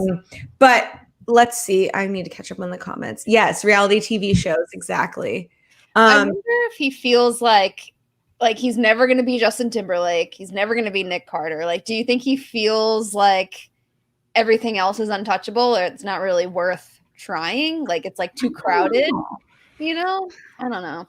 I just think he doesn't get the opportunities because people can see he's not that great at it, you know? Yeah. Like that's why he's doing like Welch's commercials that only we have ever seen. Literally. Yes. Literally. It's Literally. not even on the internet anymore. Oh my gosh. Yeah. So no shade on Nick Lachey, but we just wish that he was focusing on other things right now. We'd love to hear if you have any other ideas as we go through each of these. Like we kind of we wanted to focus on people that we are personally fans of. We don't want to be like speaking on behalf of artists that we don't know anything about. So we'd be curious to know, like, as we go through each of these, if you guys have any input on other artists that maybe we don't mention. And also, like you said, this is like in 2020. Like, yes, we have recognized that there is a zone of genius or excellence, rather, right, for Nick Lachey. Well, he's just not in it right now, necessarily, at least publicly, I guess. Right. And people can shift, you know, maybe it's just like for an hour a day you work in your zone of genius and the rest of the time you're, in your zone of excellence or whatever. Or maybe it's longer than that. Yeah, that was an interesting thing to me too, is that you can definitely go back and forth between these zones. Yeah. Mm-hmm. And that's, I think AJ is a good example of that too, because he's like definitely straddling the line right now. And like he's like so close. And like we're like all like just like waiting for it to like stick. Right. Yeah. Yes. Yeah. All right. So let's move on. Zone of competence. In this zone, you're doing what you are efficient at, but recognize that many people are likewise efficient at it, thus not distinguishing your capabilities in any significant way. So, you know, you're good at what you're doing, but you're not setting yourself apart. You're not standing out. You're not like making waves. So don't fret now. Don't panic. I know we see Backstreet Boys here, but we're gonna talk about this because again, we're just talking about 2020 alone. Weird year. So we understand there's like this caveat to all of these is that 2020 is a very weird year and a lot of people are presented with this kind of roadblock. But I think it also could be a really great opportunity for people to experience their zone of genius, hence Nick Carter. Like it is possible to still thrive in this weird year. So we'll start with O-Town though.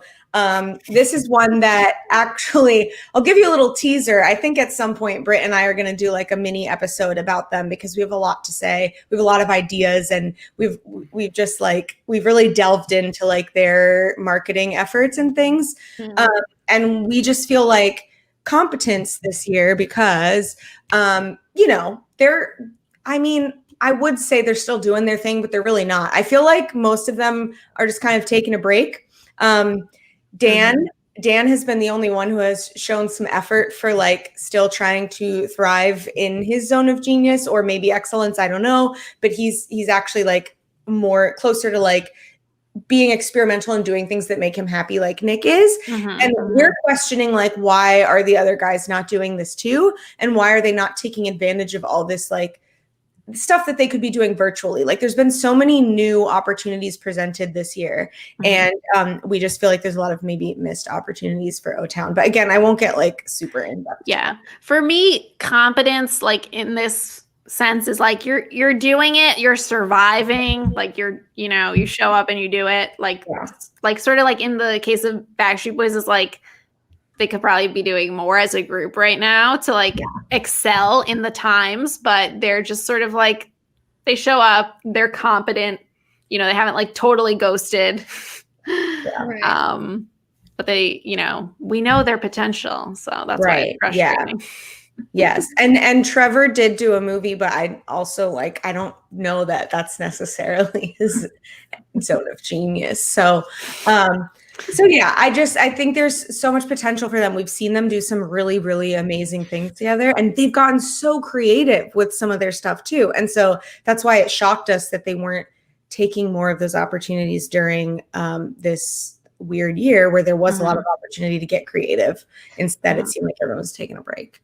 I feel like their fan base from, I guess for both O-Town and Backstreet Boys. I mean, I think they have a lot of, I don't know, I suppose the Backstreet Boys the last couple of years, we're used to them being on and go, go, go, go, go. I mean, they've had how many shows? They've had a new CD release. They've had just all these things. They've just been always on. And now it's kind of strange being in 2020 where even though things are really weird, there are so many opportunities that unique opportunities that us as fans were like, why would you not hop on this? Why would you not do this? Why would you not do this? We see this other artist doing this. Why are you not doing this? And I'm sure there's reasons and maybe some of those reasons are, I just need a freaking break. I've been on for how many years, right? Right now, yeah. So the world is giving them a reason to take a little bit of a break. And while that's important, of course, it's very much important from so many perspectives. But I think, again, this is just from a fan girl perspective of, this is where we see them from a professional perspective right now, right here, right now. That's just what it is. And this year is weird. That's all completely true. And it's entirely possible that all of these people are totally being geniuses at home in the privacy of their own lives. And I can imagine the writing that's going on right now and the just tapping into creative elements that taking time off lets you do. It gives you and especially this year, it just gives you such different perspective on things that I'm excited to see 2021, 2022, what's going to come new those years as a result of this time off. It's completely possible. You just have no idea these people are in their genius zone at home, but you're watching this. We can't comment on that. So we need something we can talk about. Oh, I love it. I love it. Scully said, do you guys pay attention to Brad from LFO? Oh, sweet Brad.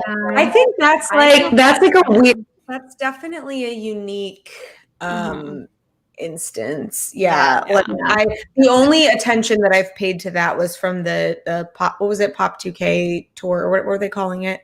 With O-Town. And I think, I don't know that I can really speak to that because I feel for him. But yeah, I also wish that he could find new ways to kind of discover himself and move on from it too, Yeah. Yeah. Good question. All right, moving on. Zone of excellence. So this is the one that Danielle said most people are in. This is when you're doing something that you're skilled at. It's something that you've worked towards. So often in the zone of excellence, it's something that's cultivated. It's practiced and established over time. So that's what we're saying. Oh yeah, most of us, we do a good job at our jobs, but it's because we've gone to school for it and we've, learned on the job and we've gotten better at it. And we just are living in this zone of excellence, but we're not really thriving in this flow or anything like that. So this one, we kind of made some assumptions, but AJ was a big one for us. Again, I feel like the Backstreet Boys, we have the most insight to their personal lives because we're the most involved in this fandom. But yeah, I think, we've kind of already touched on this a lot. The zone of excellence is the one where you get stuck in because of those limiting factors that Danielle was talking about. And as we talked about earlier, AJ is a great example of this. And I do think that he's right on the precipice of busting through that ceiling and getting toward his zone of genius. And I do also think that maybe he has been there a few times, and then he falls back. So, you know, like we know that he's still struggling, and that he recently, like, you know, like experienced that again, but then he came back from it. And so, oh my God, yay. Kara was about to say Niall. I was questioning whether or not Niall was here. I'm curious about that because I don't really know anything about him. So yeah. So I think AJ is a great example of being like, I don't want to say stuck because it sounds so negative, but I think he's kind of like sitting in this zone of excellence right now. And I think there's a lot of potential. I'm hoping maybe this new business launch will help that. Because again, remember, like, getting in your zone of genius is doing things that come so naturally to you and are like, it's just something that you love so much, you're not really thinking about it. And I don't know what his like business experience, like how he is on that side of things, but I'm hoping that the passion behind it and the meaning behind it and how it connects him with his daughters is something that is going to really help like catapult him into that zone of genius, you know? So I think that this is like, we're on the edge of something with AJ right now. I think AJ is like right there, if not there already, based on like this one little paragraph from my notes that says the key to overcoming the impulse to self-sabotage lies in commitment, like I said earlier. But they have to make specific commitments that expand the amount of abundance, creativity, and love in their lives. To process the process of change becomes much smoother and easier when that's the case. So I think that AJ has had that opportunity, even though he didn't maybe necessarily excel all of the time at Dancing with the Stars. I think he was like very energized by it. Yeah. And it kept him a little bit on the straight and narrow, right? With all, like, Cheryl was constantly talking about how she was, you know, saving him. Oh, go ahead. Just like making him like get on his calls and whatever. Like it kept him sort of like in commitment. Like he had to commit to something. Yeah. And I feel like that's what Carrie Ann was always trying to get out of him, was like moving him from the excellent stage to that zone of genius. Cause like, he's like right there. And like, she tried to articulate that, like to push through. So, but it sounds like all these ventures are giving him like new purpose and new energy. So people have to almost be willing to like set aside the like processes that they've learned in order to like do the processes that they feel are the most in alignment with themselves. Yeah. Yeah. She totally wanted that. Yeah. It's so interesting. But I don't know anything about Niall, so I can't comment on him. Yeah, I would say from Niall's perspective, and I would say, so he just held this like giant benefit show. He sold tickets virtually for it, and they recorded it at this beautiful, beautiful theater. I think it was in London, if I'm not mistaken. Beautiful, beautiful theater, and the money that he made from it, he donated back to the We Need Crew Fund. So it was for anybody who was out of work as a result of the pandemic, that is tour crew. He donated all the money and the proceeds back to them. And you could just like, it was such a powerful performance from him that like, you could just like feel it. Like, and I don't know from like the other parts of his career necessarily if he is kind of in this zone of excellence stage. I feel like he is. You could just feel it through his performance. I was like, okay, like if anybody didn't know who he was before, or maybe just associated him with One Direction, and they watched this, they would see something really, really special here. And I don't know what would take him necessarily the zone of genius. I don't necessarily know what that would be, but I feel like we'll know when we see it. But I feel like that performance alone could have been like a zone of genius moment for him. He just looks so in his element. So I wanted to add him here just because he's like very tremendously skilled at what he does. And I feel like it's a step up from his last album, this current one. Like I don't have any skips on this current album of his, which is always a good thing. And, and he's had time to practice it. I mean, in a band and then in kind of his solo career, you could see like the the growth of him as a musician, which I think is really, really, really cool. Especially like going from a very popular band and then establishing yourself as a solo artist is very, very difficult. Like I can't imagine. The only comparison that I can have, which is not even a comparison, is leaving a corporate job and trying to do your own business. Mm-hmm. And I like, actually love that comparison. I'm gonna write I mean, about that. yeah, I mean, it's weird. It's this like, maybe imposter syndrome, but like, I was always used to answering the phone a certain way when at my corporate job. And my first day being in this office and having my own business, I was like, oh my God, I can't answer the phone like that anymore. How do I answer the phone? And then like, spoiler alert, you don't, because nobody answers phone calls. But, but yeah, it's like this very strange, like identity crisis of sorts. And I think he's done a really great job. I think initially when he left the band, he was probably in space competence for, Right. for quite some time. But then I feel like he's definitely stepped up into excellence, potentially leaning into genius, which is really, really cool to watch. So I highly recommend him. And his music is very soothing while you work. So Yeah.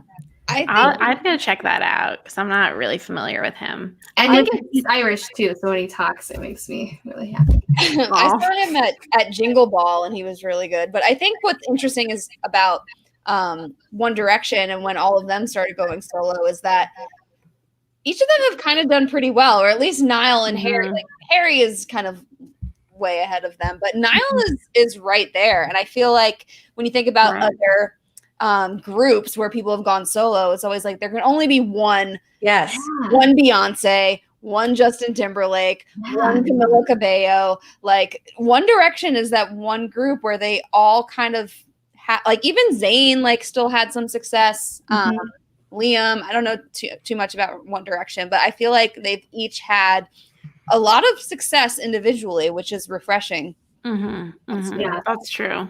It's possible, like if you're like we're trying to figure out, like are they not in their zone of genius? Like if you think about any of those four things that that sort of stop people from getting to that like next level, like potentially all of them had that like fear of like outshining, or even though they're not technically siblings, but you know, it's possible that a lot of this is just like deep inside stuff that we'll never know about. Yeah. The Nick stuff is a little bit more apparent to us just because we happen to know and there's been so much history and whatever.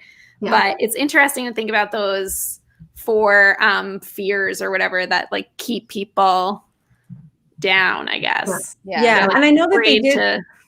I know that it did say, like, at least in the notes that we had from the book, that like it was like, oh, particularly usually a sibling, but it's not always a sibling. No.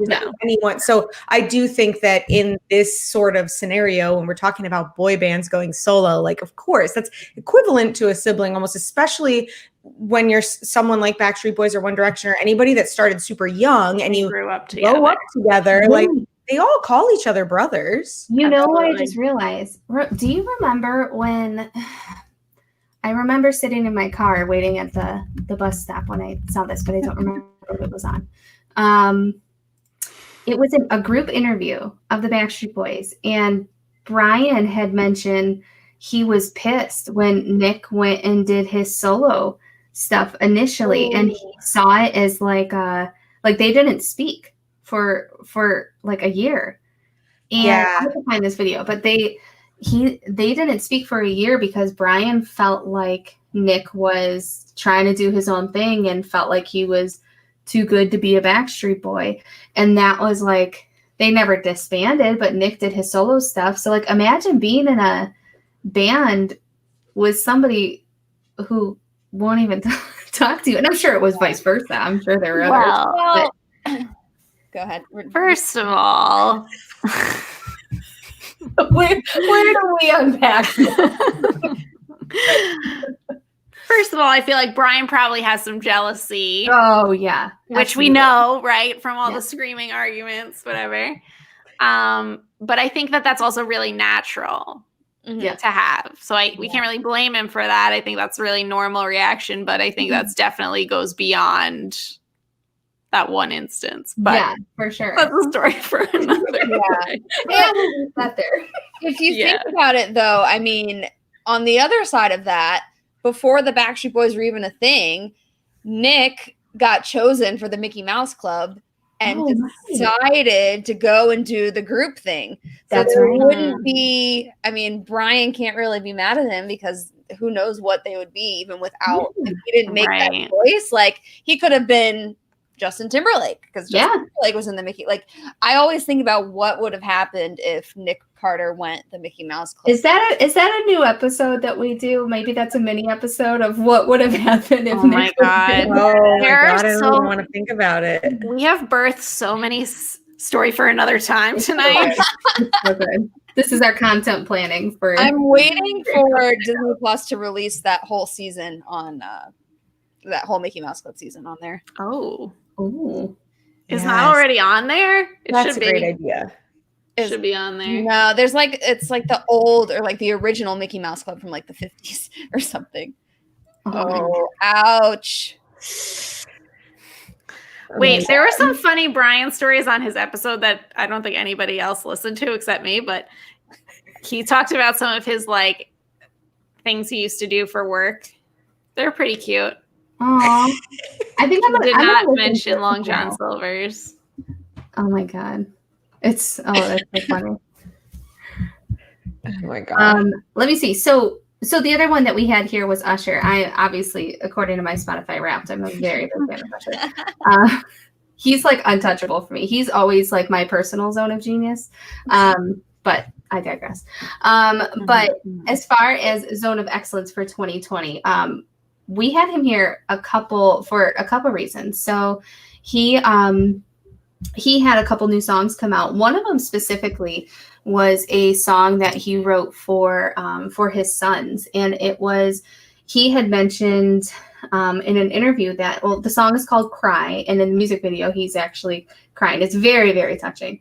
But he wrote the song and basically said he was raised to always keep in his emotions. He wasn't supposed to show any sort of emotions or feelings. Like that's just not how you act. Mhm. And he said, especially, for his sons, that it's okay for a man to feel emotions deeply and to cry. Like there's absolutely nothing wrong with that. And he said that, especially given, kind of pandemic life and COVID-19, everybody's emotions are all over the place, but specifically in regards to Black Lives Matter and, the social movement in regards to that, he wrote this song just to like get it all out and just to be true and honest with his feelings. So I thought that was just like really, really touching that, he was able to just be vulnerable and be out there and tell people about that and tell his sons about that as well. And then he released another song that I thought was really great because anything he does is spectacular. And then he announced he has a Vegas residency that's going to be coming up. And I'm like, oh my gosh, why is it COVID-19? Can we fast forward so I can actually be at this residency? So I think he actually has dates this year, which I don't know how that's going to work. But yeah, they go into 2021. So I just think, I know we're going to talk more about Vegas residencies in a future episode and how fun kind of the marketing around those have to be. But anytime somebody's in discussions or under contract or pretty darn close to a Vegas residency, I feel like they have to be in some sort of realm of Absolutely. excellence, if not. So I feel like he's always It's a prerequisite. teetering between the two for so many years, and he's been in the industry forever. So I want to go. I want the four of us to meet at the Usher. I would love I would that. go. I would. You know who I don't know what I would do. I would just cry the whole time. You know who I'm thinking about too, who's definitely touched Zone of Genius. I don't know if they've stayed there, but the Jonas Brothers post their get back together. I don't know what it's called when brothers get back together, but they're get back together. The family gets back together. Yeah. Family reunion. Because I don't know if you guys watched their documentary, but that was also really really good. Was it? I didn't see that. Yeah, it was really, really good. Okay. And I don't have any stake in that. I don't really care for the Jonas Brothers whatsoever, but the documentary was really, really good. Oh, okay. I want to watch that now. Yeah, it's on Amazon Prime. Nice. I'm definitely watching that because I like their music a lot, but I haven't gotten like super into like the fandom or, you know, their stories or anything. I just like them. So I will definitely watch that. I didn't know really anything about them before I watched it, so it's a whole new world for me. It was pretty good. Cool. But let's talk about the geniuses that we identified. Let's talk about these geniuses. So we've already kind of brushed on it, but just to recap, when you're in the zone of genius, you capitalize on your natural abilities, which are innate rather than learned. So that's the difference between excellence and genius. It's a state in which you get into that flow we were talking about, where you find ceaseless inspiration. Not only coming up with work that is distinguished and unique, but also doing so in a way that excels far and beyond what anyone else is doing. So you'll notice that this is a stark contrast from the competence one, where it was saying like, all right, like you're doing something efficiently, good enough, but you're not standing out. You're not doing it differently than anyone. This one is like, it's just so innate to you and you're so good at it. You don't even have to think about it. You're in this flow and you are just excelling and standing out far beyond everyone else doing things remotely similar to you. So, obviously, we're talking about Nick. We've already talked about it. I don't know if there's anything else we want to elaborate on, but I thought something big for me with Nick was like how he's been able to combine so many of his passions this year. Like he's not only thriving with like being a dad, which we talked about, how we think like this is such a big thing for him. And it was a pivotal moment from like moving him from excellence to genius. But he's like, remember, key word here, I think, is capitalize. You're capitalizing on your natural abilities. He's not just silently being a dad by himself in Vegas. Like we're watching him be a dad. And it's like, it's making us become bigger fans of him. It's making us want to support him in any way we can. Like making me want to have babies. Like, that's a very good point. Yes. So that's just one thing. He's combining that with also just his love for video games. This is something we know that he has loved since being a child, and he is now literally making money off of it on Twitch. And then combine that with music. Like we do know that even though that was something that like Uh-oh. No. I'll pick it up so she comes back. Yeah, go for it. Yeah, there she is. She's back. What happened? I was froze for a sec. Okay, we're good. Yeah. Okay. So with the music stuff now, like he is now getting to still do his solo stuff, which we know he loves. And for those of you who follow him on his Twitch channel, he's like, again, capitalizing off of it by like sharing it with his fans and making it like this really interesting interactive experience where we get to see him behind the scenes. And so he's literally combining like all of these passions and thriving in it. And he's so happy and like doing what he loves, but he's also being like, I know everyone's idea of success can be different, but he's making a living off of it, which I think is like, you know, a pretty like typical, pretty typical definition of success. So I also think this is just the Twitch thing specifically is a good example of like, he's not necessarily excellent at it, but it's within his genius because of the energy he brings to it and like how into it he gets and like how, you know, he's really you could just tell he's like very happy when he's doing it. And all together, like this whole picture of 2020 is just like primo Nick Carter. Just that energy thing is, I think, the key indicator, which I love. I also think a key indicator is what Kara said, because I'm on the same level where it's like, as a fan, I'm ready to like pay extra money so I can literally use a specific emoji. Like, what is this? You know, that's branding. That's branding. Brand loyalty. Clearly in your zone of genius when you have people wanting to do that to support you. So and then he was able to identify that. Yeah. And like to like lean into it and capitalize on it. Yeah. Listen to your audience. Let them Perfect. tell you what they want. Yeah. Right. All right. So which one of you Swifties wants to talk about Taylor? I feel like I spoke a lot, so Brianne, if you want to. Is there I don't know if we have enough time. I mean, she's just I know. a That will genius. we'll definitely have a spin-off episode of her as well. Yeah. Yeah. I mean, gosh, where to even begin? I mean, she just has not ever let critics or anyone kind of push her out of her zone of genius. She's just pressed on.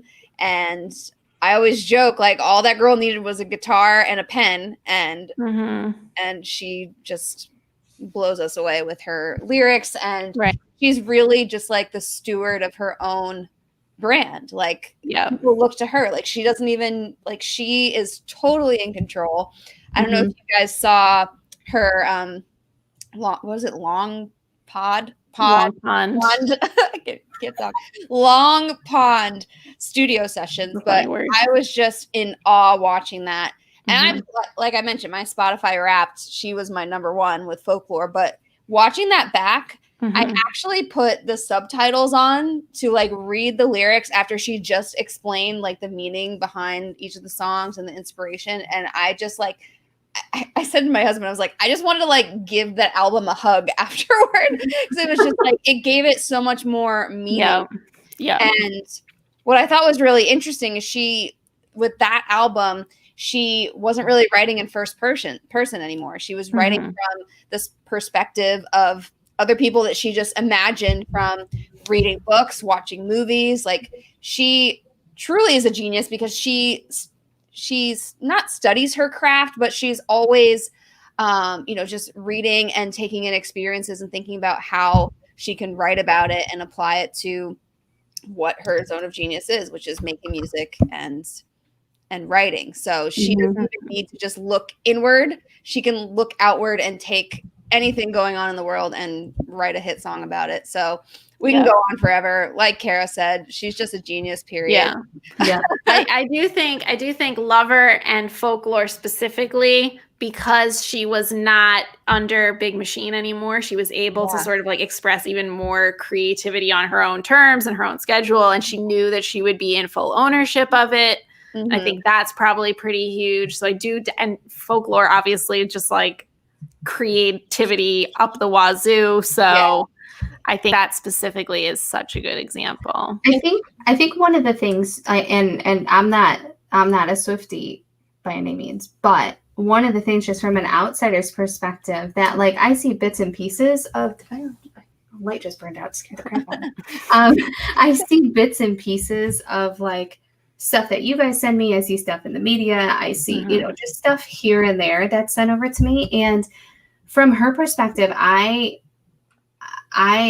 saw like when all that legal stuff, and I'm sure it's still going on, all that legal stuff happened with, with her music, which like, what a smack in the face. Like, it's unbelievable that can even happen and be brought to light and still like wasn't resolved in the way that ethically it should be.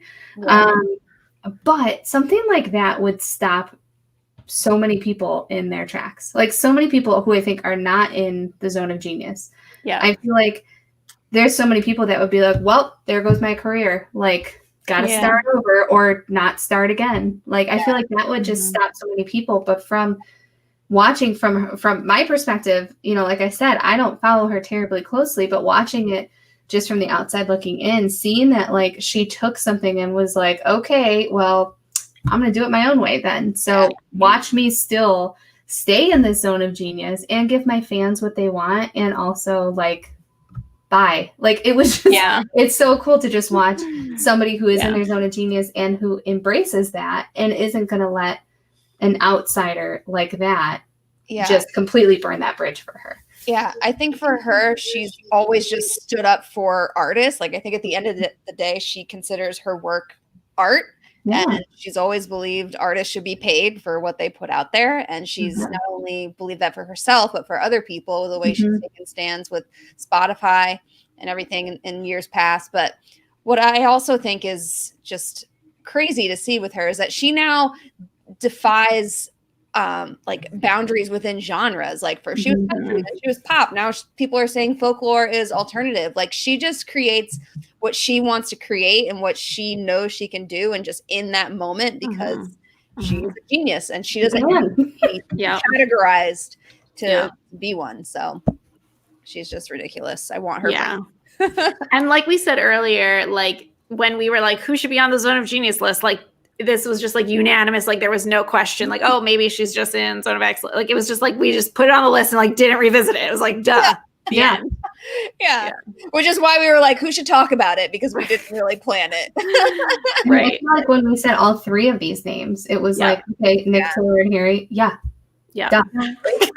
And then we were talking about Taylor and Harry, how they used to be a couple, and then Taylor and also John Mayer came up on the Zone of Genius list, and we were like, these power couples, they just can't make it happen because they're too much genius in one place.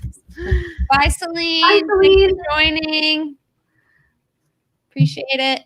Enjoy your dinner. That's awesome. I would love to hear more about Harry Styles. I could listen about Harry Styles. I could listen to Harry Styles talk all day. I could listen to him sing all day. So Kelsey, please. Yes, please regale us. Yeah. We need it. Okay, so obviously I feel like I'm a little biased, but I think that like most of the world can agree that Harry is in his zone of genius right now. But just for a little background, I think it's cool that throughout his professional career, we've kind of seen him grow from like the stage of excellence into genius, because I would argue that even after One Direction, he was still settled in zone of excellence until his most recent album, Fine Line. So we saw him through X Factor and then One Direction be in this zone of excellence where he's definitely putting in the work. And like we said, you're doing your job, you're doing it well, great. And One Direction as a band was obviously like record breaking and did amazing things, but was he in his zone of genius? I would argue not. So then everyone starts to do their solo careers, and he's definitely leaning more toward his zone of genius at this point. But anyone who's a fan and has heard him like talk about his albums knows that he speaks about that first album as like still kind of limiting himself, because I'm not sure, Danielle, if this was one of the like, if this would identify as one of the 4 things that limits you, but he was just kind of like trying to do what he thought was expected of him, or what he felt like he was supposed to do. And like, while he was definitely growing more into himself and more toward his zone of genius, maybe toying with it a little bit, he was limiting himself because he, you know, this was his first time going solo and he felt like he had to like follow some kind of certain formula. So it wasn't until Fine Line that he was like, you know what, I'm just going to do what I want to do. And you can totally see that. Like, I think that album is a masterpiece, and and you can just tell that it's so different. Like, I love both albums are amazing, but like this last one is so different in the way that you can tell he's genuinely just like, screw it, I'm gonna do what I want. And that's the thing that was so like eye-opening for me when we started talking about these different zones, because I'm like, when he finally just leaned into his zone of genius and said, I'm just going to do what makes me feel good. Like, this is me and I'm going to put it out there and I hope people like it. But if they don't, oh well. And now look at him, like breaking records, chart topping, like breaking the internet. Like, so I just think it comes to show that even though zone of genius might not equal like, you know, for everyone, it might not be like, oh, like, no, you're making the most money or whatever. Like, when you're being your true self and just getting in that flow, like you are probably guaranteed success, because you're not worrying about all of those outside factors that usually cause people to kind of like hinder themselves in that growth. And so I think he's a really, really good example of that. Yes, I love it. I feel like we need like a Fangirls Night Out zones of excellence and genius playlists, like for all of us to share in this like this zone, because there's so much that, like, you know, just hearing the different perspectives like from everybody. I just think Sorry. I feel like that, like maybe that's something we could share with everybody of like, listen to these artists that we feel are in their zones of excellence and genius. And it just, I feel like when you hear somebody in their zone of genius, it's inspiring. It's like, it's exciting. It's motivating. Because if you don't feel like you yourself are in your personal or business zone of genius, like it's somebody who's gotten there. And that's really, really exciting. Yeah, I love that. I would also love to see even like a side by side, like here's a track from Harry's first album and here's a track from the newest one, and you can sort of see like the growth. And we might never know like what caused him to feel like he had to do what he thought, you know, I'm going to listen to these people because they know better or whatever. But there's definitely something there. It's usually like a deep-seated thing that like we'll never know. Maybe that person doesn't even know, but that's causing them to be like, well, I should just do it this way because that's going to keep things the way they should be. And I think with Harry, you can even tell just like viewing him like as an outsider, just him as a person, like you can see that he's getting more comfortable because like you know, he's always been a little bit more like eccentric and a little bit more fashionable or whatever, but like over the years we've seen him like grow into like his true self. And I would say now in the Fine Line era has been like the epitome of that, where like we were starting to see some of that with his first album, but he was still holding back a little bit. And now it's like he is Harry, and it's amazing. Yeah. So good. Yeah. It's like Nick Carter taking off the crocodile mask. Which is going to be such a beautiful moment, by the way. Oh my God, I can't wait. Wait, Danielle, do you still have like everything for your costume? Like, I feel like you need to wear it for whatever episode is like after it's finally revealed. I would love to wear it again because it's not getting much use otherwise. Oh my God. That would be perfect. I definitely will. Great.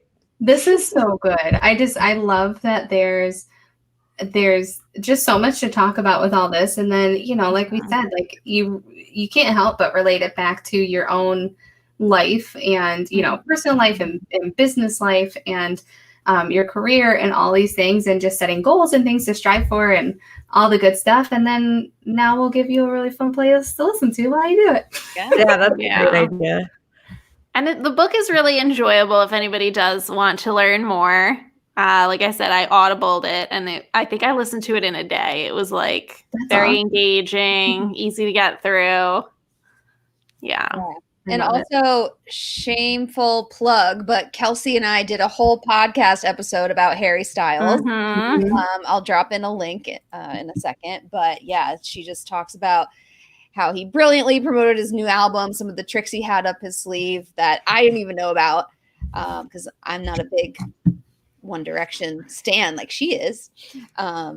I love stuff. Yeah, like and I actually think a great way to wrap it up is my fellow Harry in the comments here quoted him, and he must have. I didn't get to watch. So tonight he was awarded the Variety Hitmaker of the Year award, and so directly after this, I will be watching his speech. But he also said in his magazine interview for Variety, I tweeted it the other day because I thought it was so profound, and now I'm realizing it like directly aligns with Zone of Genius, where he quoted Matisse, the painter, and he said, it's about the work that you do when you're not expecting any applause. And so that was like really meaningful to me because I was like, I really strive to do that as a creative myself. Like, it's so hard for me. I care so much about what other people think. And I know that that's when I limit myself. So that was like really inspiring for me to know that he is thinking that way. And I think that perfectly with what we're talking about, zone of genius, being in that flow. You're just doing what comes natural and you're not worried about what other people are thinking. And that's when you really thrive. Yep. Love it. Yeah. Stepping outside the box. Love it. You're in your flow. Yeah. Oh my God, that would be amazing if that happened. If he said Pancake Daddy. Oh wait, someone said in our chat the other day. I do the same thing. Anytime I watch clips from that, I always forget that like Nick Cannon is the host, and people will say the name Nick, and I go, I'm like, oh, they screwed up. They said it. Like, That was me. That was heart me every attack time. anytime they say Nick. Oh my God. Yeah. Yeah, or like imagine if like he answered the question, like if they were like, "Oh, Nick, what do you think?" Yeah. It's probably hard. It's probably Yeah. hard. He's doing such a great job. I love it. I cannot wait to see like what his next song is. Like I can't wait to hear him talk about it when he's finally able to talk about it. like imagine who said it. Somebody just said it in here.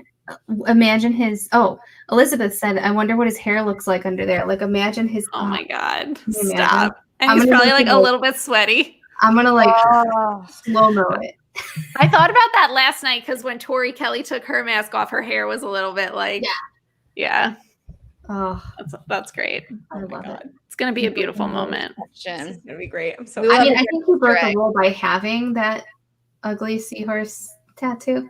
Not necessarily a Masked Singer rule, but Just a rule of humanity.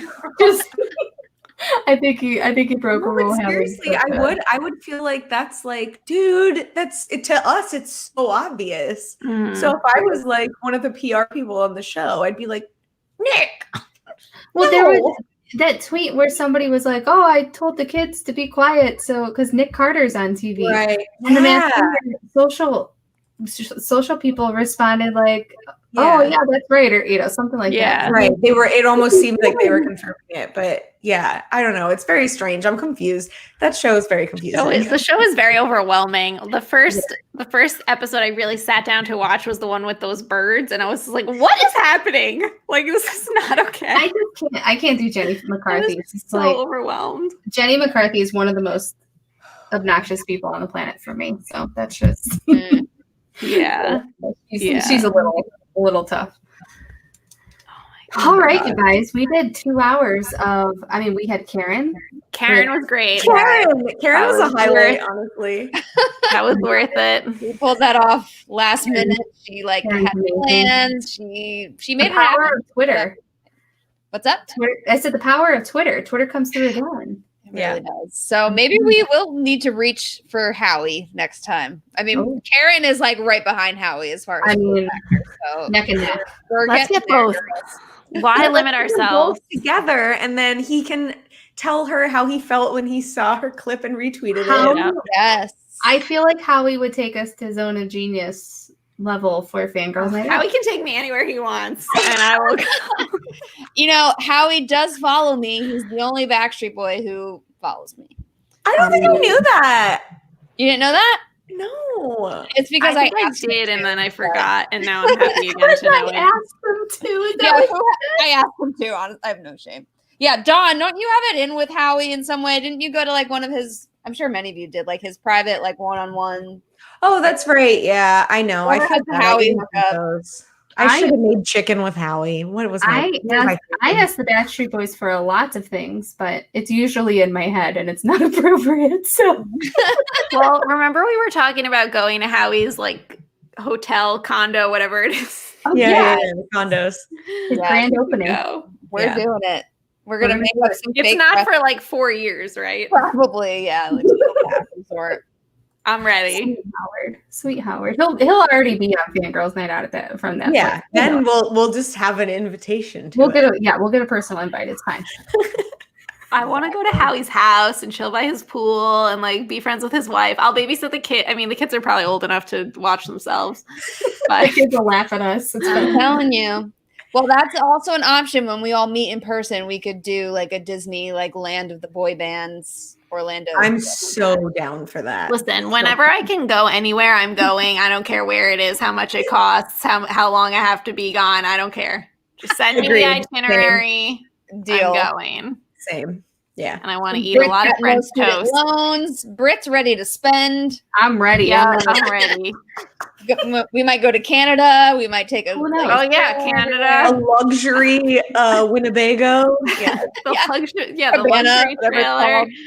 Oh my God. So many things to do. Oh my gosh, we even We've got have a tour bus driver. Jason's the best. Yeah, if Jason drives the Winnebago, Karen can hang out in the back. Okay, we're gonna make a plan tonight. Jason's gonna drive Karen's Winnebago.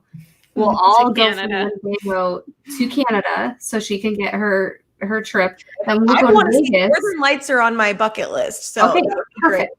So Perfect. we'll do that, and then we'll go to Vegas and watch Usher's Vegas residency, Mm-hmm. and Visit then Nick. really wherever the world takes us. Yes. Yeah. I think this is a great idea.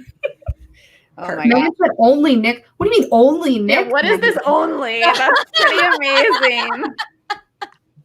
Megan. You're so silly. I don't think any of them follow me. Of course.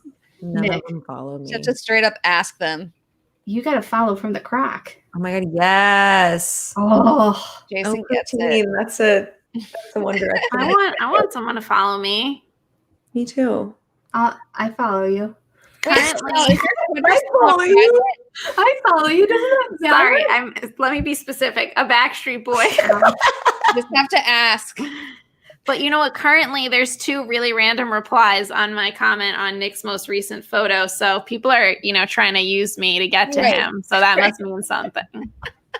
Because my comment has 25 likes. You did get the Wow. whole Masked Singer Okay. shout out. So I did. My costume was That's featured by right, the Masked yeah. Singers Instagram. You know what? I've got to say, I know we're like exceeding 2 hours now, but that was something we forgot to do last episode. Was we never recapped post Halloween costume episode. Danielle got retweeted or like completely like posted by the Masked Yeah. Singer.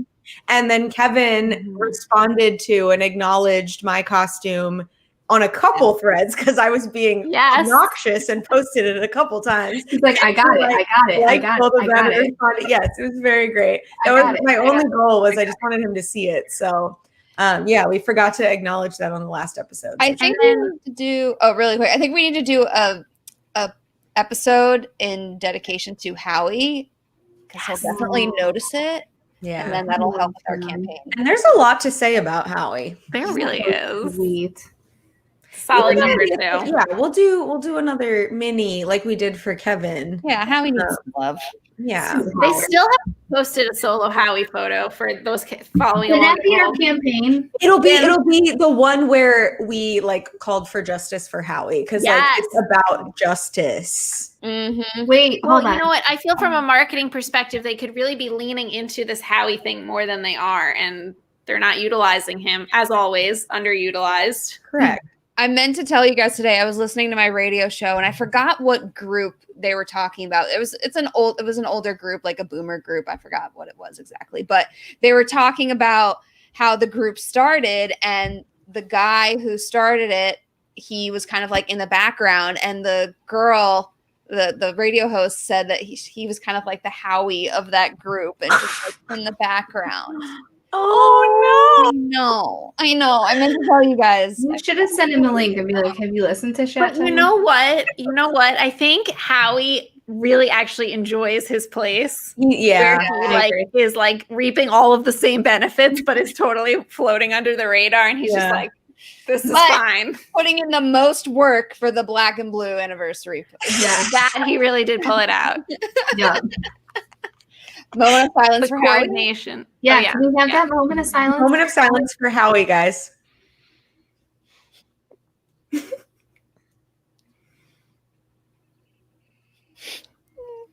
Yeah.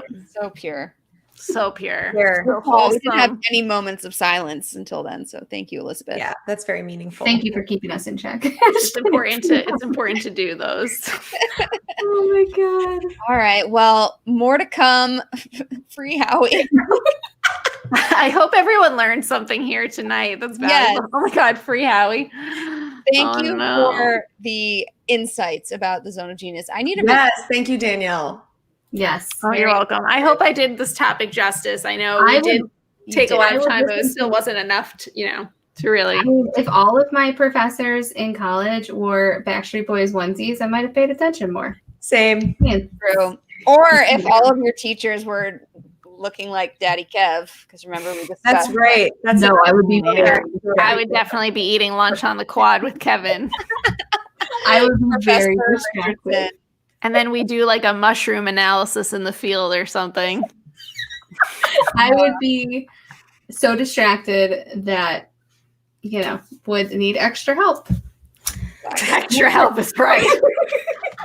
You got to stay after. Listen to Usher. Oh my God. All right. Good times. All right, everyone. Well, thank you for joining. Thank you for all the insightful comments and for hanging out with us and for fangirling over Karen with us.